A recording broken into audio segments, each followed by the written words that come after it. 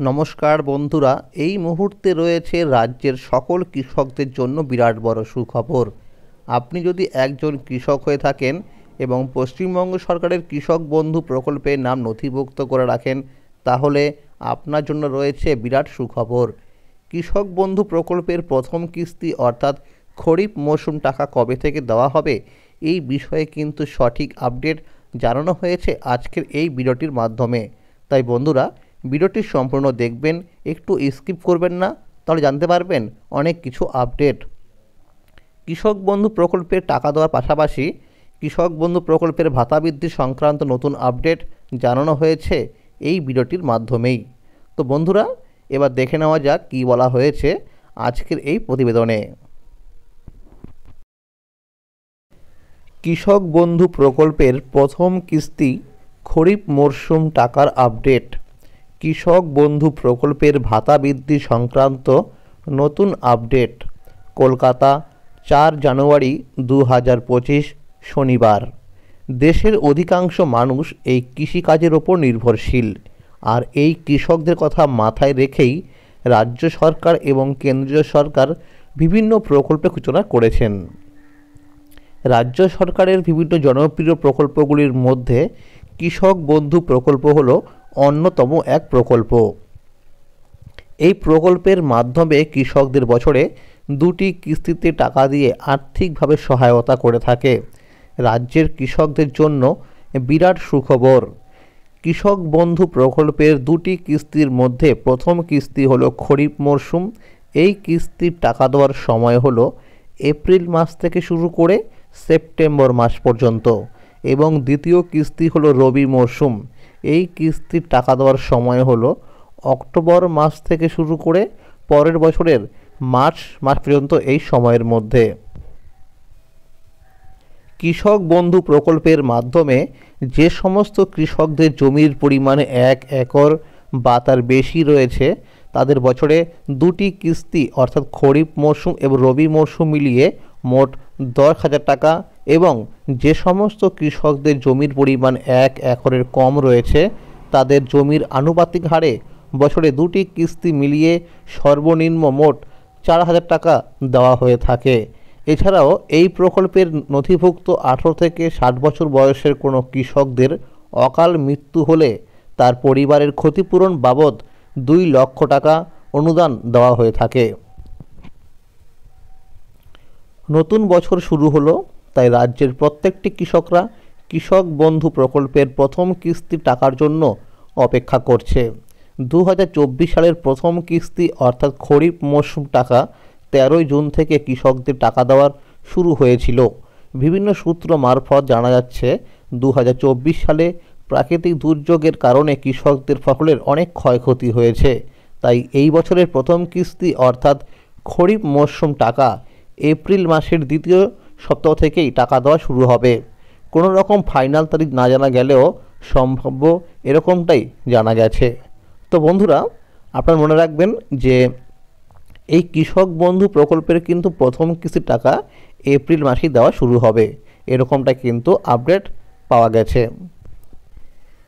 কৃষক বন্ধু প্রকল্পের ভাতা বৃদ্ধি সংক্রান্ত নতুন ভাবনা। দ্রব্যমূল্যের বৃদ্ধির ফলে রাজ্যের কৃষকদের চাষাবাদ করতে আর্থিকভাবে বেশ সমস্যার মধ্যেই পড়তে হচ্ছে। বিভিন্ন সময়ের প্রাকৃতিক দুর্যোগ, জমির ক্ষয়ক্ষতির জন্য অনেক চাপের মুখে পড়তে হয় কৃষকদের। এছাড়া সার এবং বিভিন্ন কীটনাশকের দাম বাড়ায় বেশ চাপের আছে বাংলা চাষিরা। এছাড়াও যে টাকা খরচ করে জমির ফসল উৎপাদন করছে, তাতে দেখা যাচ্ছে কৃষকদের লাভের পরিমাণ হচ্ছে কম। এইসব নানা দিক থেকে বিচার করে কৃষকদের আবার আর্থিক সহায়তা বৃদ্ধি করা হবে বলে মনে করা হচ্ছে।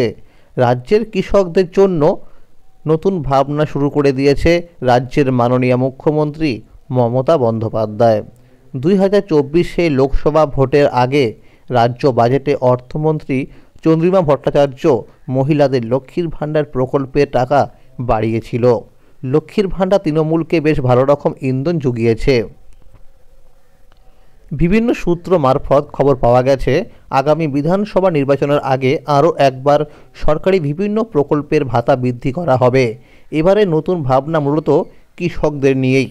বিভিন্ন তথ্য অনুযায়ী জানা যাচ্ছে কৃষক বন্ধু প্রকল্পের ভাতা 1,000 টাকা পর্যন্ত বৃদ্ধি হতে পারে।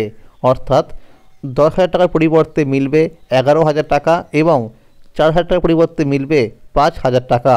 নবান্ন থেকে বলা হয়েছে, বাংলার কৃষকরা যাতে সুরক্ষিত থাকে তাই আমাদের লাগাতার চেষ্টা চলছে।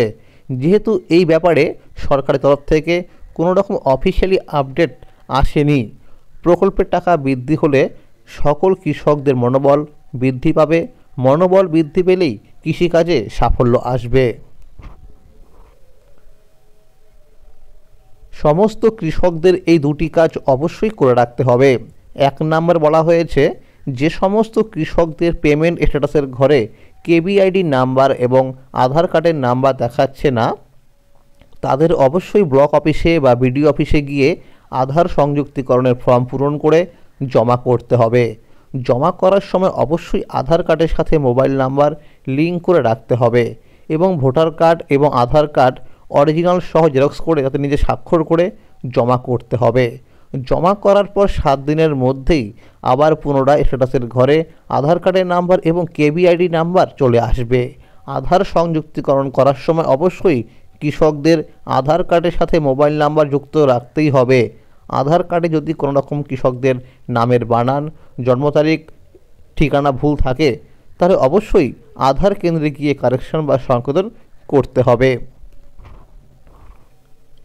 এরপরে 2 নম্বরে বলা হয়েছে, প্রত্যেক কৃষকদের প্রতি 6 মাস পর পর ব্যাংকে গিয়ে ব্যাংক অ্যাকাউন্ট নাম্বারের সাথে ইকেওয়াইসি বা আধার লিঙ্ক করা আছে কি না তা অবশ্যই যেন চেক করে নেয়।